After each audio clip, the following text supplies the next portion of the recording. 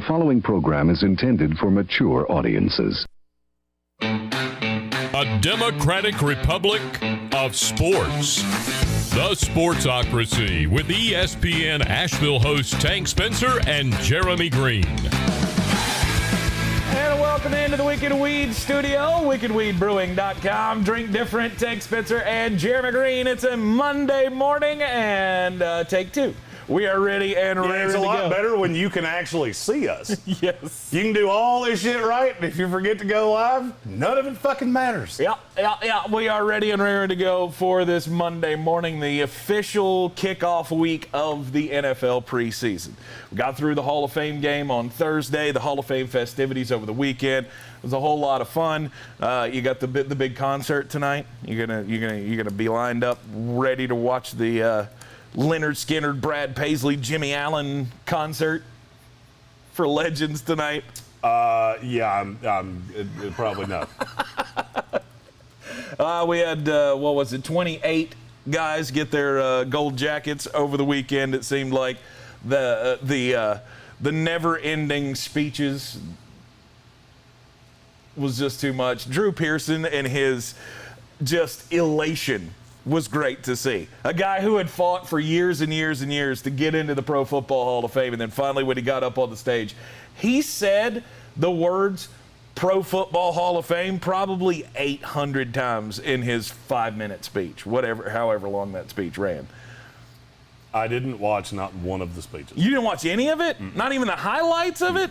Peyton Manning making cracks on himself about how it took him 7 hours and 28 tons of clay to make his forehead and his neck on his bust. Mm-hmm. Yeah, I did notice that it was a big old forehead on that bust. It wasn't that bad. The pictures circulating around the internet are a little embellished. I'm the one that does all the graphics for this show. I do understand how Photoshop works. Right. However, the bust itself got a pretty big noggin on it. Not gonna lie. He's got a pretty big noggin. Yes, he does. My wife got a big kick out of the fact that Troy Polamalu's bust was all just hair. It's got all the hair just... Yeah, of course.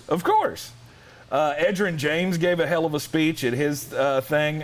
My Still wife... maintain he shouldn't be a Hall of Famer. Get this. We're sitting... yesterday, we did the Manscaped draft here, which we will be airing at some point over the next week. But we did the Manscaped draft, and as soon as that was done, I headed over to the social because Sir Purr was in town. My kid is a Carolina Panthers fan, so he wanted to get there to see Sir Purr. We went to the social. As we're sitting there eating dinner, John Lynch is up on the TV giving his Pro Football Hall of Fame speech. My wife looks over at the television, and she sees the name John Lynch pop up, and she goes, "Who's John Lynch?" And I looked at her and I went, "The fuck did you just say?" And she goes, "What, was he like the greatest Buccaneer ever?" I was like, I mean, he was close. He was damn close. And then I pulled up a picture of John Lynch in his number 47 jersey. She goes, "Oh, that's the jersey you have." Yes, it is. How dare you ever say that? It gave me a very special feeling, though, to see all of the pictures with Tony Dungy, Derek Brooks, Warren Sapp, and John Lynch all around John Lynch's bust with their Hall of Fame jerseys on, or jackets on. Yeah, excuse me. We should have get Hall of Fame jerseys. We should have at least two more in that photo, but that's just me. And still, the best one is Derek Brooks, because he's the only one that went to Florida State. Yes, I'll let you have that one. And as well, you should, because it's a sad day. I mean, yes, it is a very sad day. The passing of Bobby Bowden, one of the all-time winningest coaches in college football history. Greatest coach in college football history. It's not even debatable. I will fight you over that. Very rarely do I, in social media gatherings, look at people and go, "Well, you're fucking wrong." But if you argue with me about Bobby Bowden, that's exactly what you're going to get. Well, who's the only other one that you can argue for? Joe Paterno? Yep, and I can kill. I heard that argument in one line. Right. They made a friggin' movie about it, starring Al Pacino. I feel like that's a little bit of a taint on the legacy. Bobby's hat, backwards. Right there you go. That will live on the desk for the week. It was. I mean, and I'm all about it. In spite of the fact we knew it was coming, Of course. I'm a Florida State booster. It's well known that I am a diehard Florida State fan and have been forever. Yes. We had all been told to expect this. When Yes. Terry left Louisiana Monroe, we knew it was coming, and yet still waking up yesterday was it just was awful. Yeah. We left the studio the studio at ESPN Asheville on Friday, and as we were walking out, I said, "Oh, just so you know, prepare yourself because Terry has left ULM." And We had already been told, you Right. know, and Bobby in the immense, unbelievable, and I don't even know what word to say. He basically even said it. I've lived a great life. Mm-hmm. I'm ready for what's next, and just a really sad day. Bobby Bowden is. I could give him at least 30% of the credit for the reason that I'm here. Because that is the man that made me the football just obsessed human being that I am. Right. With that straw hat back in the 90s, with Charlie Ward and I'm still not over it. Yeah. I'm really not. Yeah, it's something that you'll never get over. You know, even to this day, I can sit back and look at, you know, I'll see old pictures of Dean Smith and feel the exact same remorse or sadness, I guess I should say, that I felt the day that I found out that Coach Smith was no longer with us. It'll never leave you. The great coaches of all time they will forever be a part of us as sports fans. I'm not a Bobby Bowden fan. I hated Bobby Bowden for a long time. It was only because his team was so damn good. And when they came into the ACC, growing up as a Carolina fan, it was a given. Florida State's going to come in here, they're going to whip our ass for 4 quarters, and they're going to run through. They're going to hurt your feelings. Yeah, and they're going to run through everybody in the ACC, and they did. For the first 14 years that they were in the ACC, they won the championship 12 times. I'm otherwise able to comment on this solely because I have been a Florida State fan for 30 years. I remember in the 90s, after we lost to Virginia, we lost to Thomas Jones in Virginia in Charlottesville, which broke our record of we had not lost an ACC game in 5 years. Yeah. After that, we played Duke. Duke was bad. Duke was historically bad in the 90s in college football. We beat them, I want to say it was 70-7, and I was pissed that we didn't beat them worse because we should have. Yeah. Miss those days. Man, I miss the days of Florida State being good. You'll get back there at some point. I agree. We're recruiting at a high level, but there'll never be another Bobby Bowden. I got to hear this all day yesterday of, you know, with where the world is and how things are and all those things, there'll never be another Bobby Bowden. You're 100% right. Mm-hmm. You're 100% right. There will never be another guy. I'll tell you a story about Bobby, and I heard this yesterday. I'd heard this before. The one thing that Bobby, no matter up into the end, could always remember what was cooked for him and by who when he came on recruiting visits. And so he would ask players if, like his grandfather, I can't remember the player, but he asked him if his grandfather still made that apple pie. Mm-hmm. After 50 years, he still remembered that. Right. And it's unbelievable. Never forgot a name, never forgot a face. He was a much better human being than I ever am because I can't remember names or faces to save my life. We'll take a 3-week vacation and I'll forget who the fuck he is. Unforgettable. I did love the story though. I'd never heard the story of his recruiting trip to Pensacola, Florida, when he was trying to get Derek Brooks to come to school. And Derek Brooks' sister fell asleep on the couch right next to Bobby Bowden. And Bobby Bowden picked up her head and put it on his knee so she, would be a little bit more comfortable. And Derek Brooks says that was the moment I knew. That was the moment I knew. He said he looked over at his mom and he went, well, I'm going to Florida State. Right. He was a hell of a recruiter and a hell of a winner. 344 wins all time. Or 377 wins all-time national championship head coach. And the knock that people throw on him is, why did he not win more national titles? I'm going to level with you. Really shitty luck. Kickers cost him 3 that I can remember. I can't tell you anything before. I can tell you about before the 90s, but I can't tell you from first-hand experience. Right. I can tell you kickers cost him 3 more shots at national titles. And it's just damn hard to win them. Mm-hmm. You got to remember, he didn't have the ability really to win national titles until pretty much after Deion, so probably after the 90s. And just, I mean, think about other than Nick Saban, who's just doing things at an otherworldly level. You didn't really see guys do that. I mean, Tom Osborne won 2. Mm-hmm.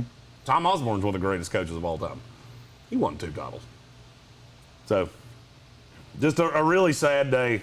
It has affected me in a way that I did not anticipate it would, because I thought I had mentally prepared myself, and when it came across yesterday, it's what I woke up to yesterday. I had like 10 text messages of just so you know, before you get up and around. Right.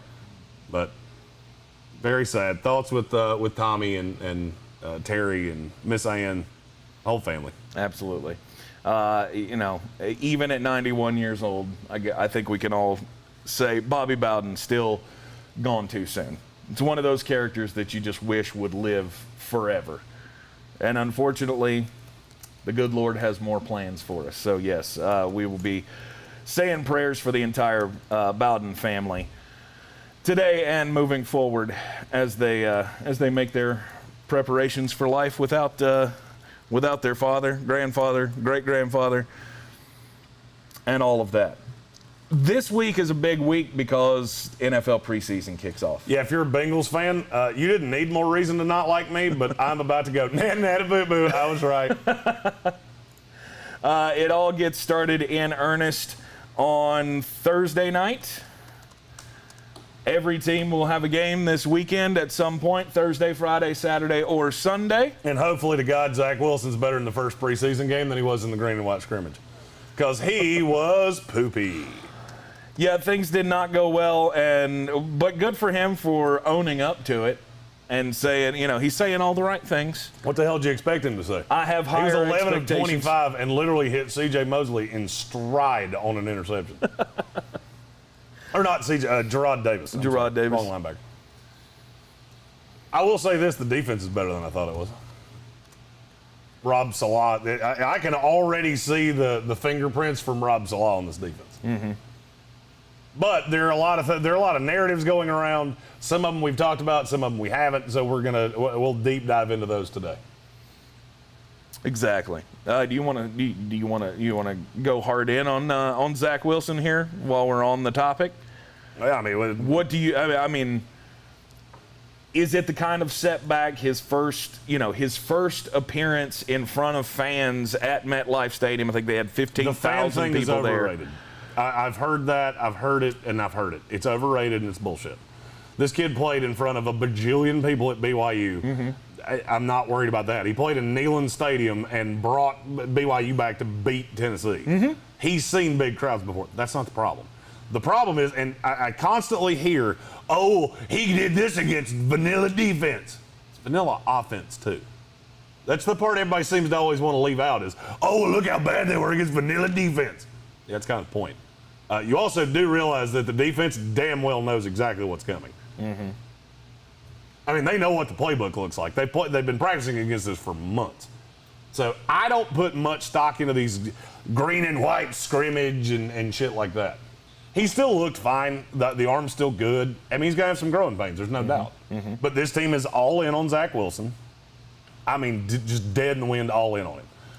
They better be. He was the number 2 pick. Well, I mean, there's not a parachute here. Right. You got Jimmy Garoppolo with Trey Lance. You got Andy Dalton with Justin Fields. The Jets have none of that. Mm-hmm. They have Josh Johnson, who, by the way, I learned this over the weekend, is older than every member of the quarterback room, including the coaches. Since after what happened to Greg Knapp was the elder statesman in the room, passed away last month. Now Josh Johnson's the oldest person in that room, including the coaches. Mm-hmm. I'll tell you another thing that, and maybe this is me being a Jets fan trying to, maybe this is me trying to make up for it. They were also trying something different with the way the play calls were relayed to him. They had LaFleur up in the box. They had the quarterback's coach radioing into him. So it was a little different, just trying some shit. I don't look too much into that. Yeah.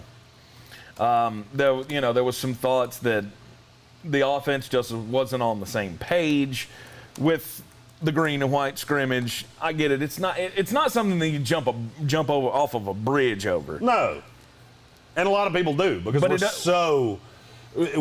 it's been so long since we've had competitive football. Even these powder puff scrimmages are enough for us to get up in arms, and they shouldn't be. Mm-hmm. There are things that you can see in these scrimmages. There are other things that you can't.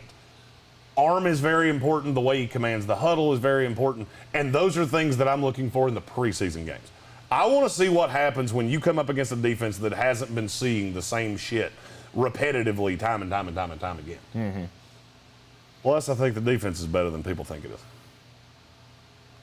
You think the defense the defensive improvement is part of the reason that he was bad? I hope it is. Because Carl Lawson is eating Mekhi Becton's lunchbox on a daily fucking basis. So either Mekhi Becton has all of a sudden become bad, right, or Carl Lawson is everything I tried to tell you he was going to be. Right. The two stars of camp for the Jets have been Carl Lawson and Elijah Moore. Mm-hmm. I need to find a Elijah Moore button. Oh, we'll use that one. That's my new Elijah Moore button. Because he's just straight up money. Oh, straight cash, homie. Speaking of quarterbacks not being able to find their way, let's talk about the Cincinnati Bengals. Training camp has not gone well for Joe Burrow. He is all kinds of in his head, apparently. He is running for his life because the offensive line, as we tried to tell you, is Swiss cheese. They are allowing pressure at an unbelievable rate, a scary rate. If you are looking at this team going, yeah, hopefully we can win. What were they saying? 10 wins on the Reddit pages that we were blasted on, or Jeremy was blasted on? That was just me. Yeah. I didn't see your name once. I saw my name a lot of times, and it was usually preceded by fuck. But he continues to be in his head about the knee injury, and who wouldn't be? After you've had to have your knee reconstructed and your offensive line is still not blocking, and at this point, you can't get hit. Like, that's the rule. That's the standing rule in every training camp is don't hit the quarterback. It was like the Vikings or something just reprimanded one of their players for hitting the quarterback in preseason. Like, you don't do that. No. So he knows he's not going to get hit. Doesn't matter. As soon as the pressure, yes. And this is what I tried to fucking tell you when, we can take Jamar Chase, that's fine. I never doubted your weapons. I don't doubt how good he is. Here's what I doubt. If you had given him a left tackle that he had confidence in, maybe, just maybe, it would give him a little bit more confidence on that leg. Because currently, he's lifting his plant leg and he can't stop doing it. Yeah. Can't stop. I know what the beat writers put out on Saturday. Oh, he was so sharp. It was also a dumbed-down version of the offense. Literally, the deepest pass he completed was like 12 yards. Mm-hmm. He hit one to, it was either Jamar Chase or Tyler Boyd, I can't remember. At contact, at the catch, it was like 28 yards. Other than that, it was a bunch of dink and dunk bullshit because they're trying to get his confidence up. Mm-hmm.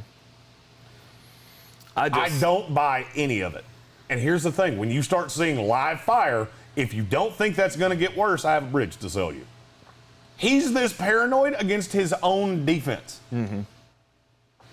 Who, again, is told, don't hit him. Mm-hmm. He knows he's not going to get hit, and he's still afraid. One of the reports coming out of camp said, quote, at one point he was pressure pushed into his face, and Burrow lifted his leg into the air almost to avoid any accident with the close pocket. It makes you wonder if the knee is still in his head, but that's strictly guesswork. The bottom line is there's no way to say his play looks comfortable at this point, and this isn't at all what you have seen from Burrow even in the early camp moments of last season. Well, let's be really honest here. Joe Burrow was a lot more Tua Tagovailoa last year than he was Justin Herbert. Yes. He was. If you look at the yards per attempt, he's a yard less than Herbert. Mm-hmm. This is a pick and poppy kind of offense. The problem is I look at the line, and I think Joe Burrow looks at the line the same way I do. We're one injury away from this being bad. We have a lot of guys that are developmental. A lot of guys that haven't taken a lot of live rounds in the NFL. And I just look at it and go, you're putting a lot on a kid that's coming into this league with not the body of work that you're looking for. It's the Bill Parcells rule. How many games did you start? Well, he started 13, not including the playoff. So there were a lot of things that I think Cincinnati should have and could have done that would have made him more comfortable. And I'm seeing a lot of people in the comments saying, the wasted talent, all these things. I'm not to that point yet. I'm not at all to that point with Joe Burrow. What I'm saying is it should make you very nervous that these things are coming out from beat writers because it's very obvious. What I've been told is it is blatantly obvious that Joe Burrow is not comfortable in the pocket, he's not comfortable with the things around him, and he's not comfortable with Zach Taylor. He's not. He is not comfortable with what he's being asked to do, and it's in his head. Can that get better? Yes. Will it get better? Probably. But it's something to monitor. The problem I fear is that, okay, he gets over it. What happens when he gets hit in his first live game? Anybody I've ever known that's had an injury like this has said, you don't know where it is until you get hit. Yeah. And my fear is that he knows that. My fear is that that's going to be a problem for Burrow going forward, is that he's just a little gun shy to get hit. And he's going to get hit a lot. Got sacked 32 times in 10 games last year. Didn't even complete the last game. He was on pace to be sacked like 55 times or something like that. And I just look at it and go, you didn't do anything. You didn't do him any service by taking Jamar Chase. I know that's his guy. I'm sure he had some role in that pick. Your receivers were never my problem. I look at T. Higgins, I look at Tyler Boyd, even Joe Mixon. I love Joe Mixon. I look at your offensive line and go, you're counting on a lot of things to be better than I've ever seen them be. Riley Reef, $10 million, Minnesota went, nope. We'll take a rookie out of Virginia Tech who we're scared can't get set back in a pass-blocking stance. That was the biggest drawback on Christian Darrisaw. They threw the ball like 140 times all year. And I'm undervaluing that. It's more than that. I don't remember the number, but it wasn't much. And he looks very raw in pass-blocking situations. I want you to think about what I just said. The Vikings just looked at Riley Reef and went, well, we could pay you $10 million. Or we could throw Christian Darrisaw to the wolves, knowing he's going to be a good run blocker, and hope we can teach him to pass block as we go along on a team with Kirk Cousins, Justin Jefferson, and Adam Thielen, and Irv Smith. Yeah. By the way, there's something I want to talk about with Kirk Cousins at the end of the show. Oh, okay. I heard this over the weekend, and I can't let it go. Okay. Let me just note that so we don't forget. Oh, trust me, I won't forget because I'm going to yell. I'm going to say bad words. If you have meager sensibilities, I'm going to say bad words. And I don't think we have the censor button on here anymore. No. I'm going to say a lot of bad words. I'll try to span them out. But Right. Armchair Commentary says in the comments that Burrow is in danger of going the way of Kijana Carter. And I don't There'd have to be another. I do, because you'd have to have another knee injury. You got to think, that was in 1996. These injuries in 1996 were done.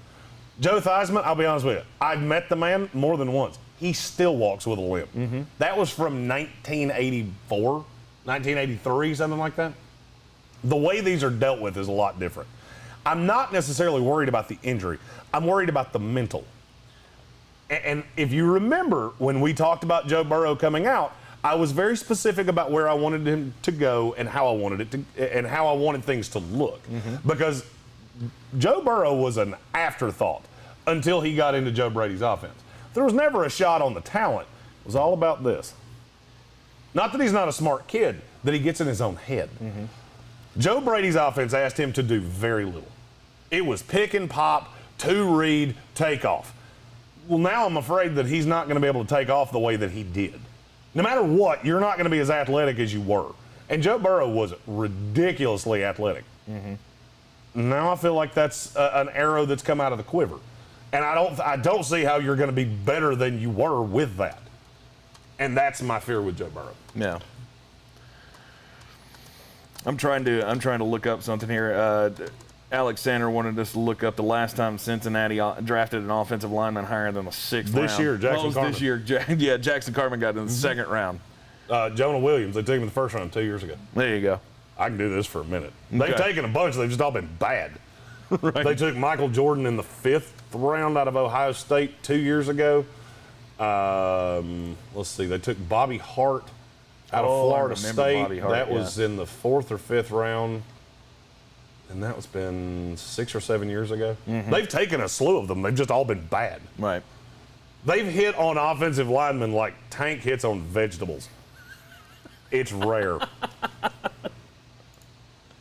That's not even kind of true. I like vegetables, just not as much as I like the fattening shit. You like gas station hot dogs better. Yeah. You're not wrong about that. Billy Price, that's another one. They took him in the Billy first Price, round out of Ohio State. First round in 2018. By the way, I have no issue with it. All right, I'm really glad Rob Johnson said that. Early leader for comment of the day on Billy Price. I really need to cover what it is with Cincinnati that I have a problem with. It's not that they don't have talent on the offensive line. It's that it's where talent goes to die. Name me the last player that Cincinnati took that you feel like they got more out of than anybody else would have. I'll wait. Joe Mixon. We all like Joe Mixon. The reason he fell was because he had the incident at Oklahoma where he had the domestic thing in the fast food or in the sub shop. Was it a sub shop? Yeah. I thought it was a McDonald's or a KFC or something like that. No, I thought it was like a Subway. Yeah, maybe. Well, Yeah. same shit. Yeah. It was a fast food establishment. Yeah. That's the only reason he fell. That's really the only guy I've looked at and gone, well, he was markedly better than people thought he would. There's never a thing on the talent. He might not be the greatest guy. Tyler Eifert, that's a guy anybody in the draft community we thought pretty highly of. He was a gigantic target coming out of Notre Dame. Well, he went to Cincinnati and it didn't quite go well. Carson Palmer, high-level talent. I keep doing this. Tyler Boyd is the one that I could, if you really wanted to pick nits, I would listen to it. They have a history of this. This front office is not any different than it's been for the last 30-some-odd years. It's still the same people making the decisions. It's still the same brain trust. And they bring these guys in, and they never develop them. Ever. And the one time you've ever had a coach that did that was Marvin Lewis. And you could not get him out of town quick enough. I understand he was there for a long time. Bengals fans were Seacrest out on him for 8 years.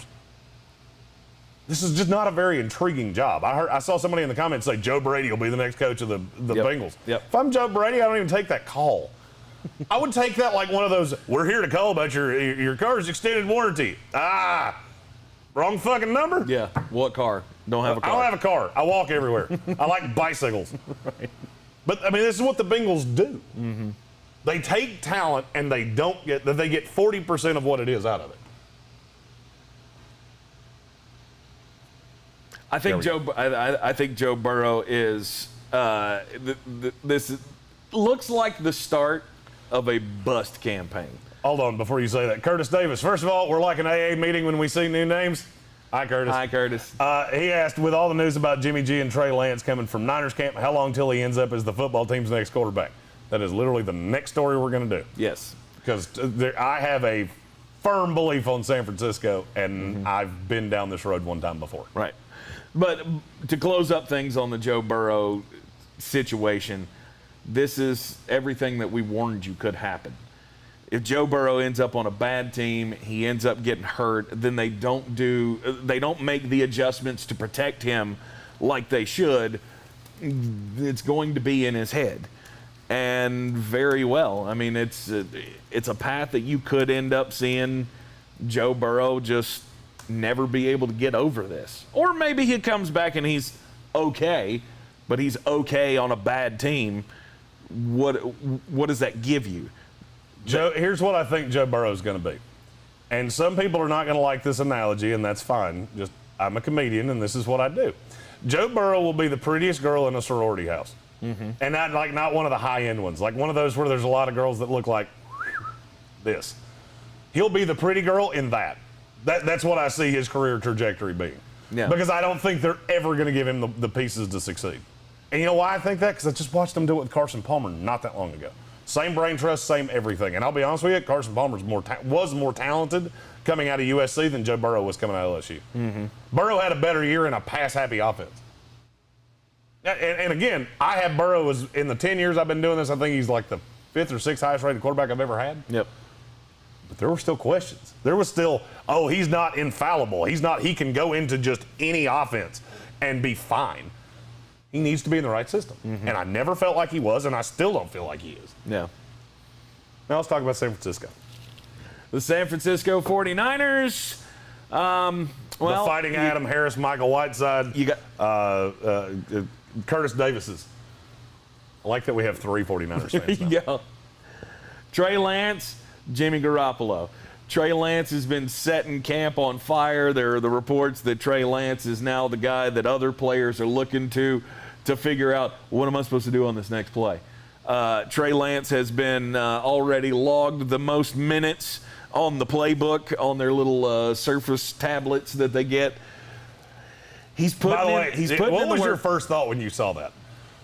That they had the iPads that could log how many minutes they were in the playbook? Yeah. What was the first thing you thought when you saw that? Because mine was super specific. When I saw that Trey Lance had logged the most minutes, I went, this is a kid who's all in. He's ready to compete, and he's got the fire needed to be the next great quarterback for the San Francisco 49ers. Yeah, my first thought was, damn, I'm glad they didn't have those when Jamarcus Russell was in the league.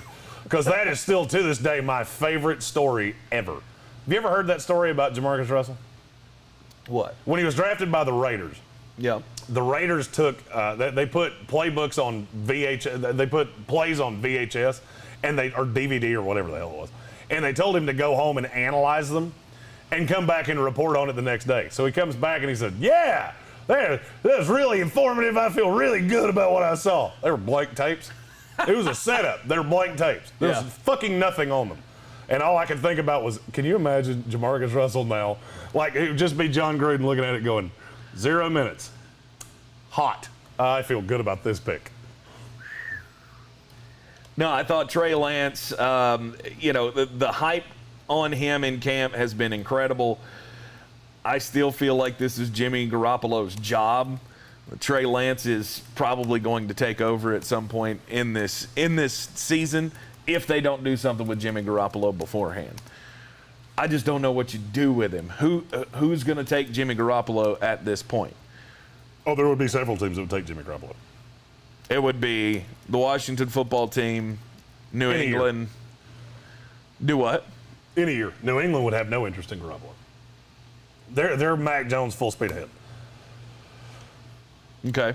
Here's what I think is going to happen in San Francisco. I think Jimmy Garoppolo is going to start about the first 6 weeks of the season. Okay. You're going to see a package for Trey Lance. It's going to look a hell of a lot like, remember when Lamar Jackson came in Baltimore and he was running these weird little packages and he was so fucking electric. And Joe Falco was just there. He was clinically alive. Right. And he still had a deep ball arm and he could still do things. It wasn't that he was terrible. There's this misnomer that Joe Flacco just turned into a great big bum, and that's why they benched him for Lamar Jackson. It's not fucking true. What happened was that they put in a package for Lamar Jackson, and he was so damn electric that the fan base went, why are we not playing him? Because every time he touches the field, something good happens. That is exactly what I think is going to happen in San Francisco. I think they're going to trot a package out there for Trey Lance, much like we thought the Jalen Hurts thing was going to be. And you're going to see it happen all over again. Because the first 2 interception game that Jimmy has, the first time you hang an L that you shouldn't have hung, the beat writers and the fan base are going to lose their shit. Because you're going to watch Trey Lance come out and look like damn Mike Allstott running up the middle as this Taysom Hill little Swiss Army knife. As soon as I saw that report that there's going to be a package for Trey Lance, I went, well, bye, Jimmy. Yeah. I hope you're renting and you don't own. If you own, this would be a good time to put your house on the market because you won't be living in it much longer. But do you take anything away from, the reports are that most of the work that Trey Lance has been doing has been with the second team against the second team defense. That's fine. So I got news for you. The clip that came out, the throw he made, there are not 3 quarterbacks in the NFL that can make that throw. And here's the thing. You have to think about the psychology of the NFL with beat writers and Twitter and all that. We see it all. There's no hiding Pat Mahomes anymore. If you remember when Pat Mahomes was sitting behind Alex Smith, it was the worst kept secret in the world. We all knew. He is torturing our second team defense in practice. Beating them sideways. We have drilled this pick, by the way, number 1 quarterback that year in my class. Don't ask any more questions about that. It's not important. They were all third-round picks. No, he was second-round pick. Deshaun Watson was a third-round pick. Missed that by a hair. But that's the way I see this going. You're not going to be able to keep Trey Lance off the field because we see too much shit. So when you see him lighting up the second-team defense, you got to understand the fan base and the media on the whole, they're not going to put that 2 and 2 together because they don't care. They care about, oh, look how big his arm is. Look at this 60-yard bomb that he just hit in practice. And the first time Jimmy Garoppolo gives you a reason to not believe in him, they're not going to believe in him. Right. That's the way that will go. As soon as I saw we have a package for Trey Lance. Cool. I hope you have a package for Jimmy Garoppolo. I'm curious to see what, because here's the thing. You've been in training camp, and I get that everybody's got a camera on the sidelines, all of the beat writers, everybody can put out their little clips and stuff. There's the clips that the team will put out. But how much are they going to use him in the preseason? Who? Lance? Yeah. Lance played a lot in preseason. Because on Saturday night at 8:30, it's going to be the Kansas City Chiefs against the San Francisco 49ers. And if I recall, that game's on NFL Network. If it's not, the replay happens really fast. Yeah. And you're going to see it. You're going to see it on your television, and at that point, if Trey Lance comes out and sets the world on fire, this ball's only going to keep rolling. I just can't imagine the front office of the San Francisco 49ers sitting there going, yeah, we'll roll into the season with both of these guys. If they honestly have a plan or want it to be the plan that Trey Lance starts early in the year. I don't think they want it to be the plan. They want to go the Mahomes route. You're just not be able to. Right. And here's the thing. Look at their schedule. It's going to start nicely. I don't give a damn who plays quarterback for them. You go Lions, Eagles in back-to-back weeks. Cool. You're 2-0. I don't care that they're on the road. Then what happens? Packers, Seahawks, 49ers. Woof. That is an ugly 3-game stretch. The first time Jimmy Garoppolo looks like he can't duel with Russell Wilson, Kyler Murray, Aaron Rodgers, the fan base is going to turn on him. Yeah. And I got news for you. If you don't think that matters, I can give you about 10 examples of where it does. Lamar Jackson's the best one, and I've already given it to you. Okay, so fact or fiction, Jimmy Garoppolo finishes this season with the San Francisco 49ers. On the team? On the team. Yes. Because you got to have that backstop. Now the question is Jimmy a pro's pro? Does he get contentious on the sideline? Do things get weird? Does he start saying things in the media? I'm going to say no. I don't think he will because he has said everything the right way since they drafted Trey Lance. Now next year, yeah, I would say this is his last year in San Francisco regardless. I would say he starts probably the first 5 games of the year. Looking at the schedule, the way that this makes the most sense to me, because their bye week is after the Cardinals game. So their bye week's in week 6. What makes the most sense to me is Jimmy Garoppolo is going to play 5 games. They get beat by Arizona in Arizona. Fan base turns on him. They start 2-0. They wind up 3-2. Maybe they sneak a win against Seattle at home, but they lose to Green Bay in San Francisco, and they lose in Arizona to Arizona. And then in the bye week, they just go, you know what? We can't hide it anymore. Trey Lance has been electric. And he gives us the best chance to succeed because then you have 2 weeks to prep him. You come in against an Indianapolis team that's probably going to be just beleaguered by this time. No Carson Wentz, no Quentin Nelson. It's going to be ugly. Toughest 5-game stretch to start a season. Yeah, I mean, and it's just going to be god-awful. And you're at home. Then the next week you get to play the Bears. Then you have 3 of 4 at home. Then there's some Jaguars sprinkled in there. That's how I think this goes. I would say Trey Lance is the starter of this team coming out of the bye week. Jonathan Wells says Lance will start after week 3 because Jimmy G won't live up to the hype and how good the Niners are supposed to be. And it won't be week 3 because that's going to be. I think there's no possibility of that. If Jimmy Garoppolo starts week 1, he will get through 5 games. Yeah, because there's no nice place to do this. I mean, you got to think about it. This is a kid that played 1 game last year, and it was against Central Arkansas State or some shit like that. He played at the FCS level anyway. you're going to want to really make sure you put a game plan for him together that gives him the best opportunity to succeed. Kyle Shanahan's a smart guy. Look, I understand, and I know all the, well, look at his record without Jimmy Garoppolo. Yeah, because you're starting Nick fucking Mullins and C.J. Beathard, who the greatest thing about him is his last name.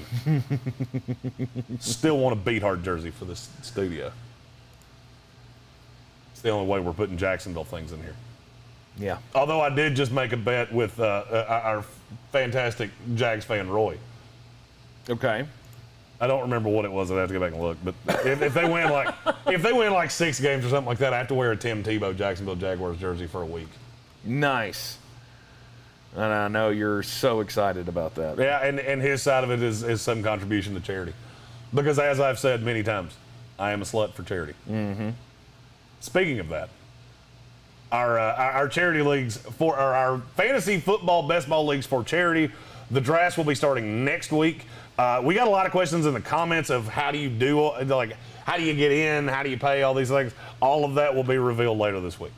We're ironing out some details because the charity we were going to give the money to, it's not a charity anymore. Exist, yeah. Because it's a for-profit hospital now. So we're audibling, taking down some signage that we'd already had done. We'll be there in a couple days. Speaking of the Jacksonville Jaguars, Hold on, before we move off this. Yeah. Holt said, what do they do if Jimmy G starts 5-0 and looks good? First of all, no shot of that happening, in my opinion. I don't think they're starting 5-0 with a schedule.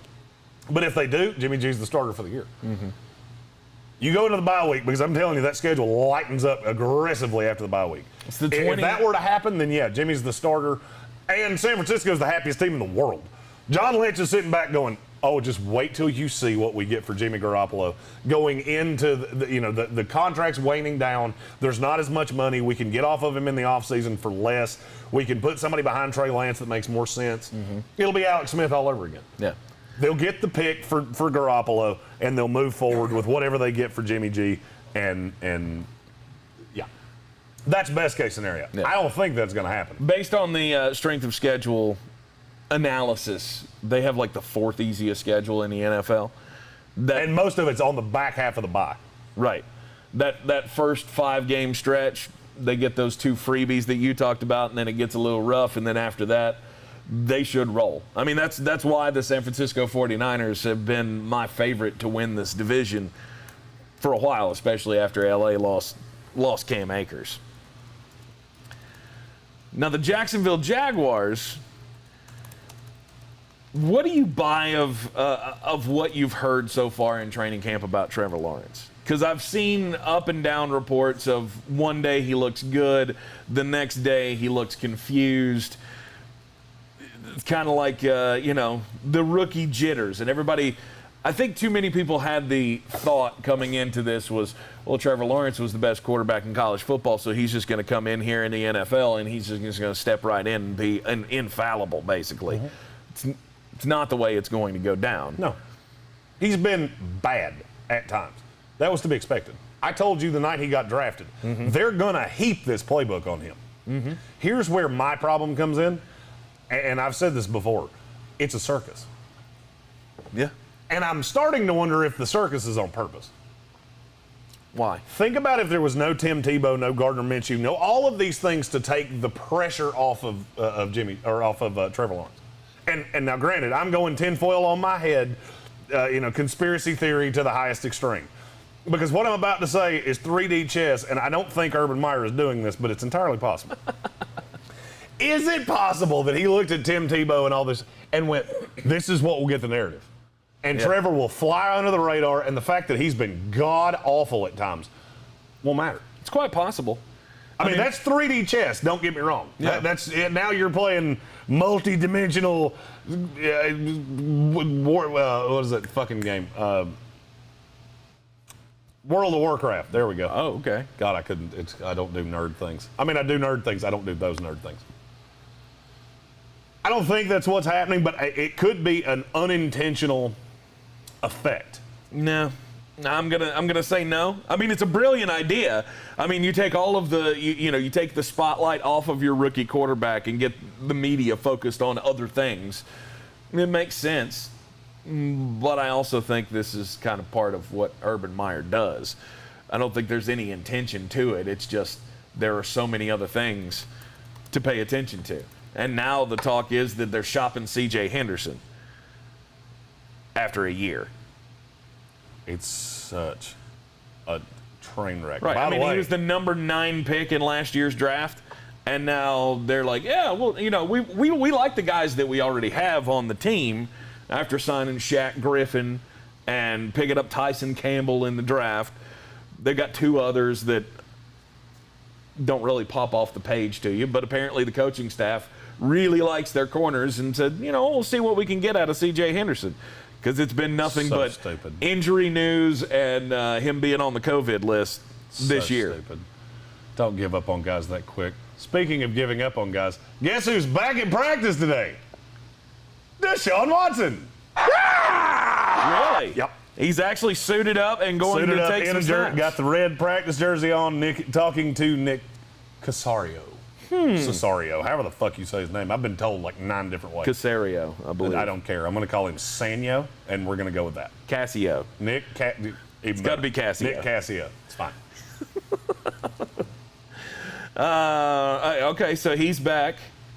I'll be interested to see what he does throughout the day, because he hasn't taken any snaps at quarterback for them so far, and the only time he was in on live action was when he was standing in on defense at safety. Yeah. Somebody else is coming back to training camp today. Saquon Barkley.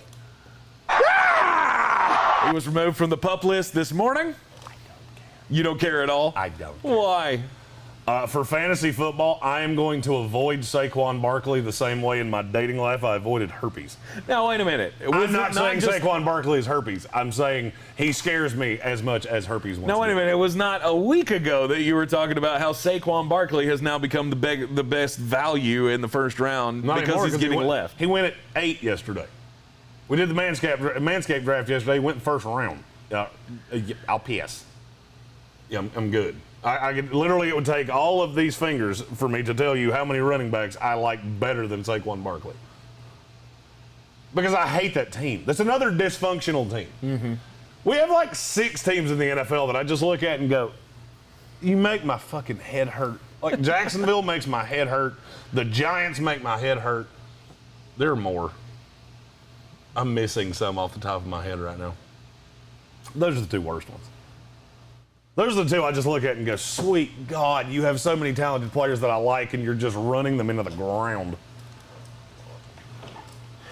No hopes that Saquon can regain his rookie year form? Hey, who's that that plays quarterback for them? Danny Dimes. Yeah, I'm good. As long as Daniel Jones is the starting quarterback of this team, I want nothing to do with any of it. Although I did take Kenny Golladay in the 10th round of the Manscaped draft yesterday. Right. Not going to lie, when you see that one, there's double wiener guns on that one. Just got them both. Somebody took Darnell Mooney ahead of Kenny Golladay, and I felt blood trickle out of my ear when I saw it. That was Jonathan Welch. Jonathan Welch, I'm going to need you in 50 words or less to explain yourself. Yeah. And then he took a victory lap like locked up championship. Yeah. I win. And I went, no, I went, do it. Not even kind of close. So Saquon Barkley's back, and you don't care. Patrick Holt said it's pronounced cesarean. That's the winner. That's better than Casio. I will call him Nick Caesarian from here on. And in Panthers training camp, the buzz continues for old Dan Arnold. We heard Kevin Vick last night during the Manscaped draft giving us the full Dan Arnold report that he looks like the second coming of Greg Olsen. And okay, I'm not saying that's true, but what I am saying is that apparently there is some kind of a relationship building there between Sam Darnold and Dan Arnold. Well, here's the thing. If I'm going to say this real slow, because Panthers fans tend to think I'm a homer, that I'm harder on them than I should be because we're an affiliate. Yeah. Dan Arnold could not block me. Like, at all. I would Toro him on a regular basis because he's a bad blocker. But he's a pretty good receiver. Mm-hmm. And Terrace Marshall's looked pretty good. And Shi Smith has looked pretty good. Do you see where I'm headed with this? That if all the receivers look good, the quarterback's got to look good? Is that where you're going? That's not exactly where I was headed, but I don't hate that. Okay. I don't hate how you said that because I do love Sam Darnold, and I can't wait to see him 5 weeks from now, and we can become best friends and text each other late at night and do karate in the garage because that day's coming. Uh-huh. I will say, this is a total aside. I looked down whenever you did whatever you just did. No, I was just. Oh, waiting, I thought he had made some offhand gesture at me. I will say the number one thing I am dreading this season is the uncomfortable Zach Wilson, Sam Darnold meeting that we're going to have, because we're Panthers affiliates, so we will be in all the Panthers things. So I get to meet Sam, who his signature is in the studio twice, once on a football sitting right in front of me, once directly behind my head. And I feel like it's going to be like that uncomfortable meeting at a wedding where you're with your new wife and you see your ex-wife and you're like, so you look so good. How you been? It's so good to see you. And you walk away and just go, I need a fucking drink after that. Like, good God, where is the bar?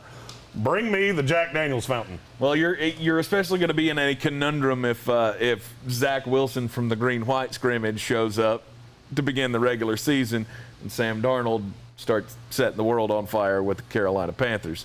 Then you're going to have, a lot of that regret that you like to talk about. Hold on. You know what? Curtis Davis, first of all, you're killing the comments today, and we're very appreciative of that. Yes.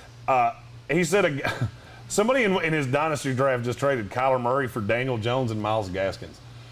I want to do something at the end of this week that is just all of the stories of fantasy leagues, like all of the shit like that. I'm going to make a graphic for it. We'll do a whole thing.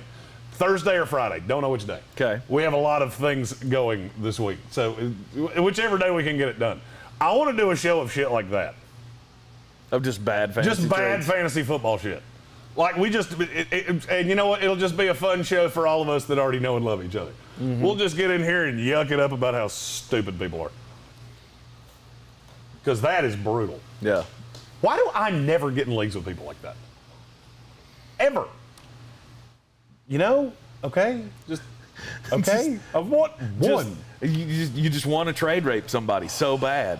Is that what it is?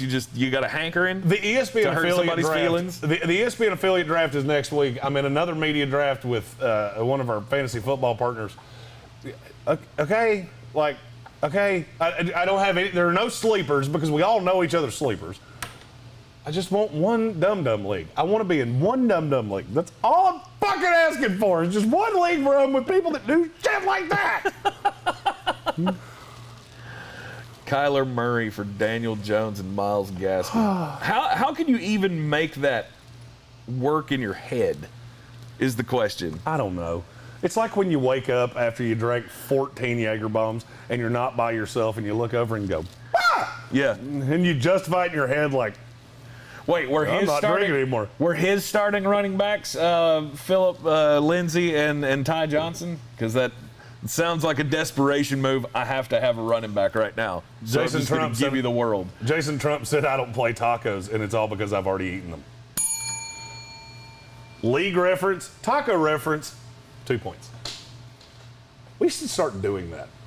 Like a running scoreboard of the comments. Mm-hmm. Did I just have a really good idea live on air? For what? Movie references? No. What? Just badass comments. Oh. And we'll keep track of it and we'll give away prizes at the end of the week. We have a lot of prizes now. Could do that. We didn't know we had a lot of prizes, but we do. So, anyhow, the Darnold to Arnold connection is not getting you excited? No. You know what's getting me excited? The fact that they crushed it on 2 receivers. And Robbie Anderson's going to be gone in a year. I don't know if you know that or not. Yeah. I mean, I think every Panthers fan already knew that. Yeah.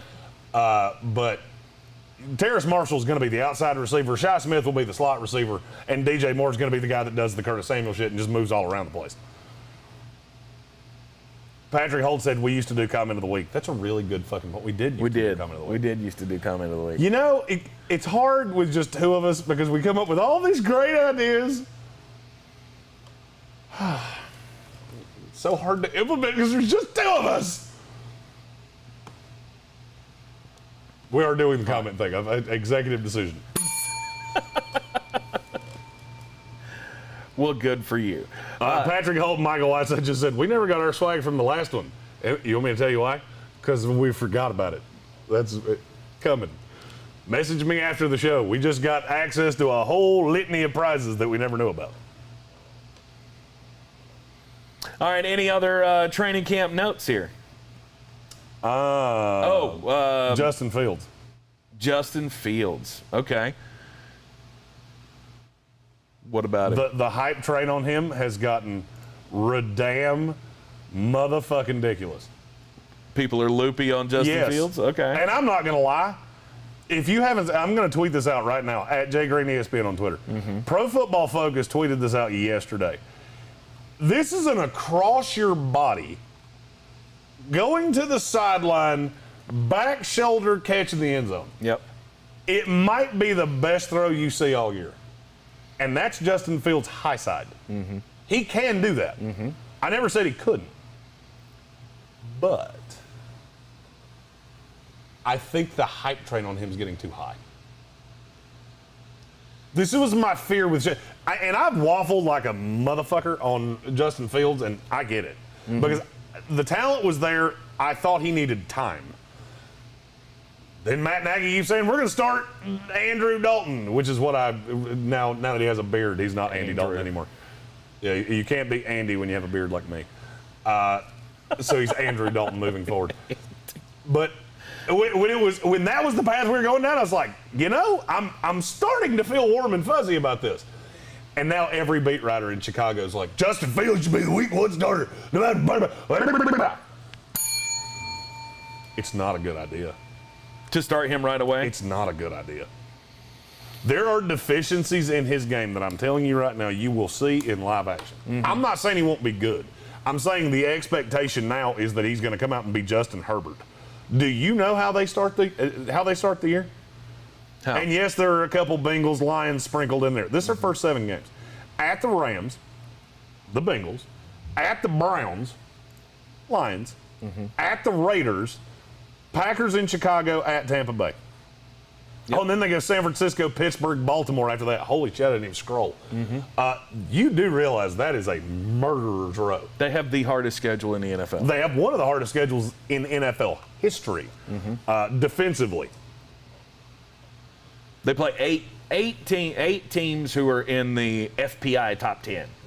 Now, obviously, you don't put you don't put all of your eggs into the FPI basket, but it gives you a pretty good snapshot of how troubling that schedule is.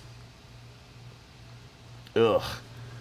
Rams, Browns, Bucks, it's 49ers, gross. Ravens, Seahawks. It's so gross. The Packers. Ugh. There's almost no path to it going well. It doesn't have to go well. No, it does. No, not with this hype train. You cannot start a hype train like this of he is the greatest quarterback we have ever had. This is going to save our franchise. This is the blah, blah, blah, blah. Because when you're 2-8, it doesn't matter. It's Justin Herbert syndrome. I'm starting to look at Justin Fields exactly how I look at Justin Herbert. You 100% got Anthony Lynn fired. Because you were great, and he wasn't. And that is exactly what I think happens with Justin Fields. He could be very talented, put up numbers, be great for fantasy football, blah, blah, blah, and still get Matt Nagy fired. Which for the long term is fine. You just really should temper your expectations of what you're going to see this year. Yeah. And I love Herbert, but I got news for you. Some of those clock management issues were the fact that it was a rookie quarterback. I think people are... Anthony Lynn was bad too. I'm not trying to... Right. Eschew the blame. I blame him predominantly. Just saying, if you'd had a veteran quarterback like Tyrod Taylor, he probably wins a couple more games. This goes back to that pull and tug of what I said when they drafted Justin Fields. This is a long-term move with a win now coach. That doesn't make sense to me. It's easy for fans to get head over heels in love with something new. When you've seen bad quarterback after bad quarterback after bad quarterback come through your program, and now you've got one that's, he's put the highlights out there from his Ohio State days because he has made some unbelievable plays in his career. However, there are some bad as well. But he comes out and he looks really good at training camp, and they're trying to force feed you Andrew Dalton. I want Justin Fields. And I don't care what that's going to lend as far as the schedule goes. It's time to start the new era now. And I don't think that's a bad way to go.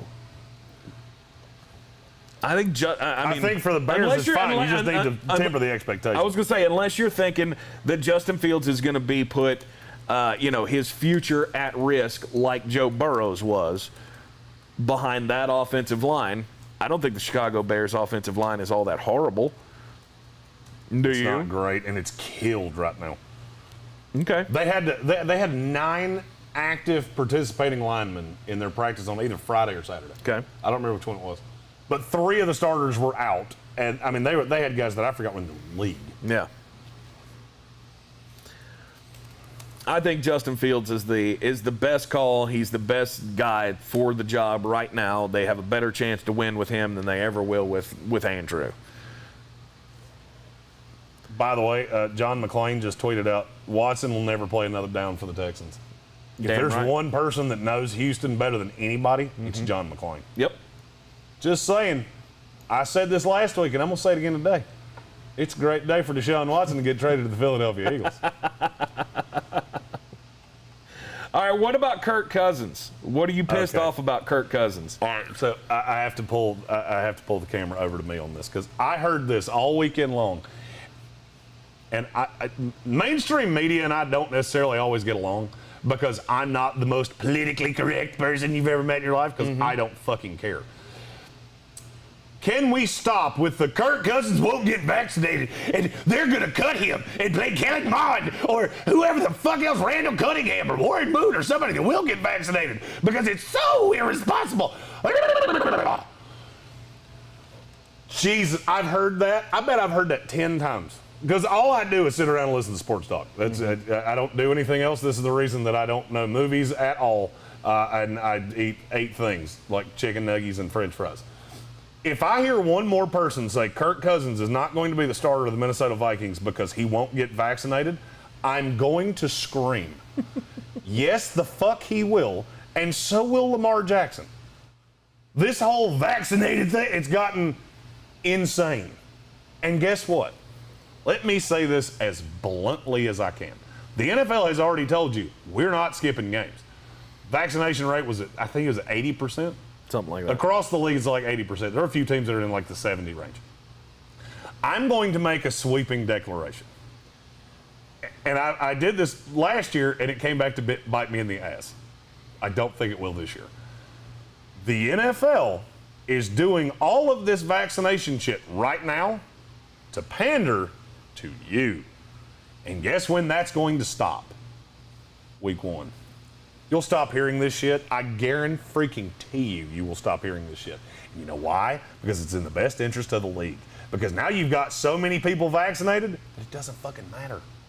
It doesn't matter. Once it starts, that whole, we'll test them every day. No, you won't. No, you won't, because it doesn't make any sense. Makes absolutely no sense. And it puts your product at risk. Why would you do that? This is a preseason narrative that I am so tired of hearing that I cannot see straight. Ever. I think this is another one of those instances where you discount the public pressure that's going to come. It doesn't matter. And they are. No, see, that matters in the NBA and all that other shit. The NFL will double cock guns, just go, don't give a shit. We are the biggest, we are the baddest, and you are not going to stop us. How many games got canceled last year in the NFL? 2. It was 0. Well, not one. Postponed. Yeah, I was thinking one. about postponement. Not one. In the heart of it. You really think you're that you'll have any of that now?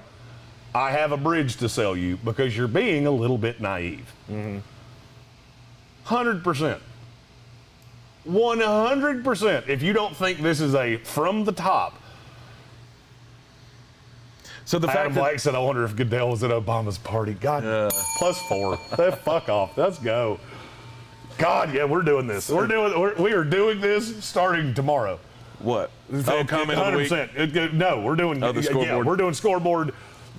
Hell yes. Let's go. I love having good ideas live on camera. It happens very rarely. What, your good ideas or that they happen on camera? Both. Okay, all right. It's really rare that they happen on camera. All the bases were covered. Usually there's a lot of planning and very poor execution. But with the NFLPA coming out and putting out their recommendations for the season where they said to test everybody, you think the league's... from the NFLPA. I thought it was. Not from the whole NFLPA. Because Benjamin Watson's one of the spokespeople, and he went, fuck that. On Outside the Lines Friday? I think it was Friday. Okay. He said, yeah, fuck that. I'm just telling you, when the compromise comes along, it's going to be, hey, the vaccinated guys get tested like once every week, and we're good. And you'll stop hearing about it. Yeah. And it ain't going to matter. Because there is absolutely...